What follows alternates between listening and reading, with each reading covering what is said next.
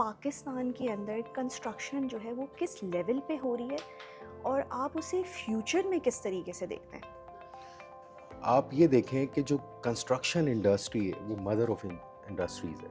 जब कंस्ट्रक्शन चलती है तो तमाम इंडस्ट्रीज साथ साथ पैरेलली चलती हैं, नेशन डेवलप होती है। सस्टेनेबिलिटी को कैसे मैनेज कर रहे हैं इन दिस देखें, फील्ड? पाकिस्तान की जो नेचुरल रिसोर्सेज हैं उनमें कुछ वेस्ट है, हम उसको रिसाइकलिंग करके कोशिश करते हैं कि वो इस्तेमाल किया जाए। और कोई एक दूसरा, ऐसा एग्जांपल दें जिसमें आपने ये देखिए यूज़ किया हमने हो? जिस तरह से जब फ्लोरिंग की बात आती है तो ओके। बहुत सारे जो पत्थर हैं जो हमारे नेचुरली निकलते हैं, ग्रेनाइट है, मार्बल्स हैं, हमने उनके पीसेस जमा किए, उनसे फ्लोर डिज़ाइंस बनाए। और ऑलराइट, जिससे you need to shift your perspective, hmm, vision, hmm. तो उसे आप कैसे अडेप्ट करेंगे? अब बात आती है टेक्नोलॉजी की, एआई की। तो एआई इज़ फॉर हेल्प, वो हमारा टूल है, हम उससे क्या कर सकते हैं, हम उससे अपनी एफिशिएंसी बढ़ा सकते हैं। Being the CEO, don't you think that you should also mentor the young generation? Propagating my message Mm-hmm. regarding the life cycle of the complete construction and development, and I wrote many articles to read for the young generations के आगे क्या नज़र आ रहा है। दूसरा, जब AI या technology बढ़ेगी हमारी भी एफिशिएंसी बढ़ती जाएगी। Someone Googles your name, what is that one thing that should show up? Yeah, it's like Just a punchline. a leader with a sustainable mind and shaping the nations, building nation. अस्सलाम वालेकुम। आज हमारे साथ है mister Sajid Ali and who is the founder and CEO of Times Group Limited. ठीक है, हम आपसे थोड़ी बातचीत करते हैं about your work since you are a construction company. ठीक है, मुझे ये बताएं कि आजकल पाकिस्तान के अंदर कंस्ट्रक्शन जो है वो किस लेवल पे हो रही है और आप उसे फ्यूचर में किस तरीके से देखते हैं? Thank you very much for having me here.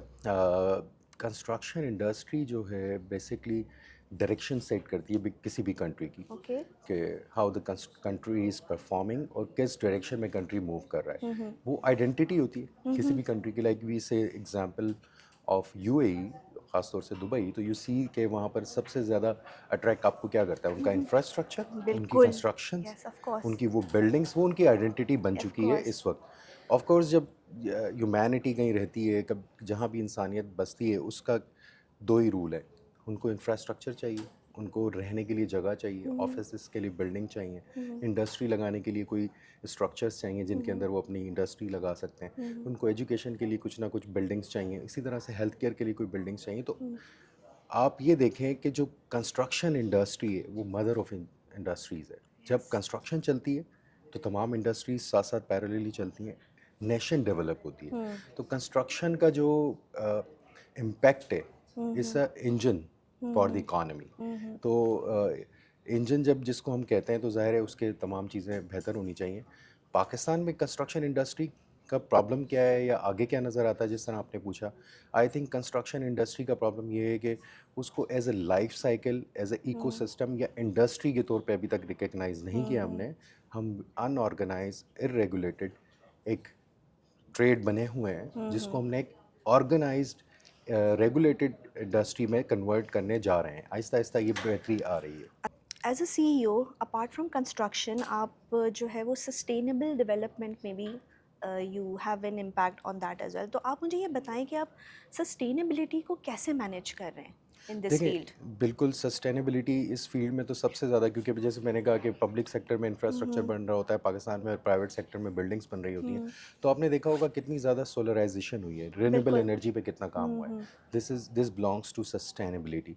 दूसरा, जो वेस्ट मटेरियल्स हैं, जो हमारी रिसोर्सेज हैं, पाकिस्तान की जो नेचुरल रिसोर्सेज हैं उनमें कुछ वेस्ट है, हम उसको रिसाइकलिंग करके कोशिश करते हैं कि वो इस्तेमाल किया जाए। और कोई एक दूसरा, ऐसा एग्जांपल दें जिसमें आपने ये देखिए यूज़ किया हमने हो? जिस तरह से जब फ्लोरिंग की बात आती है तो ओके। बहुत सारे जो पत्थर हैं जो हमारे नेचुरली निकलते हैं, ग्रेनाइट है, मार्बल्स हैं, हमने उनके पीसेस जमा किए, उनसे फ्लोर डिज़ाइंस बनाए और ऑलराइट। उनको इस्तेमाल किया। उसकी हमारी वीडियो एक Renewable resources of renewable, energy, you have used that and in या order to make it और much more हमारे सारे sustainable. जो भी फैसिलिटी हम बनाते हैं, इवन साइट ऑफिसेज चलाते हैं, उनको सोलर पे चलाने की कोशिश करते हैं, सोलर एनर्जी के साथ बिल्ड करते हैं। दूसरा, जो हमारे पास वेस्ट बच रहा होता है ड्यूरिंग कंस्ट्रक्शन, उसको हम रीयूज़ करते हैं और उसको रिफ़ाइन करते हैं और उसको रीयूज़ करते हैं दोबारा से, ताकि ये हमारी जाके कहीं बैकयार्ड में या किसी लैंडफिल्स में ना इस्तेमाल हो, जबकि यहाँ इस्तेमाल हो। उसके अलावा टाइम्स ग्रुप ने एक रिन्यूएबल और सस्टेनेबिलिटी का एक प्रोजेक्ट की फिजिबिलिटी अंडरटेक की थी यूएसटीडीए के साथ। तो उसके अंदर हमने काऊ डंग के साथ राइट। गैस बनाने का प्रोजेक्ट, उसकी पूरी फिजिबिलिटी हम बना That is चुके हैं, जिसमें wonderful. This is जिसमें something out of the box. My next question to you is one. What is that message that you would love to give the Gen Zs who are trying to come up over here? कि वो sustainability जो आपने create की है उसको कैसे retain कर सकें, देखें maintain कर सकें? बिल्कुल जेन जी और जेन अल्फ़ा की जब बात आती है तो they are very expressive and they have all the knowledge on their palm. तो आई थिंक उनको मैं ये कहना चाहूँगा कि आपके पास बहुत ज़्यादा नॉलेज है, शायद हमारे पास नहीं थी और हमसे पहले जनरेशन को तो इससे भी कम एक्सेस था towards the knowledge. You have knowledge towards the religion, you have knowledge towards the Yeah, they pick up business things system like this. And Yeah, they also pick up things like मुझे that. लगता Yeah. है आजकल वो by birth matric पैदा होते हैं, Exactly. Just like this ना। Because they have gadgets in Yeah. front of them. Yeah. तो उनको मैं ये कहना चाहूँगा कि देखें, सस्टेनेबिलिटी के बगैर हम अपनी वर्ल्ड को, ओवरऑल इकोसिस्टम को इम्बैलेंस कर देंगे। तो वो बैलेंस करना ज़रूरी है और मुझे लगता है जैसे जैसे टेक्नोलॉजी बढ़ेगी सस्टेनेबिलिटी का काम भी बढ़ेगा, क्योंकि लोगों की अवेयरनेस बढ़ेगी, नॉलेज बढ़ेगी, विजडम बढ़ेगी। Exactly. तो उस नॉलेज को जो वो बहुत ज़्यादा एक्सेस ले रहे हैं, यानी कि जो नॉलेज मैं उनकी एज में लेता था वो एक लिमिटेड नॉलेज होती थी, उसका एक अलग ही स्पेक्ट्रम होता था। अब उनके पास डेली बेसिस पे वाया मैनी सोर्सेज स्क्रीन्स के थ्रू जो नॉलेज आती है उसको उन्होंने विजडम में कन्वर्ट करना है। वो नॉलेज लेनी है, उसको अंडरस्टैंड करना है, उसमें से पॉजिटिव थिंग्स एंड ग्रोथ वाली थिंग्स को अपने मुल्क के लिए, अपने लिए, अपनी तमाम ह्यूमन बीइंग के लिए, जो ह्यूमैनिटी के लिए विजडम में कन्वर्ट करना है और उसको यूटिलाइज करना है। This is how they should move. Wonderful. One last question for you is आप मुझे ये बताएं कि when you see the construction जो भी आपका जो है ये काम है उसके अंदर 5 to 10 years के अंदर आप ये समझते हैं कि this will go far away, या तो फिर ये जो है वो नई इनोवेशन आके, क्योंकि आजकल AI is at the top.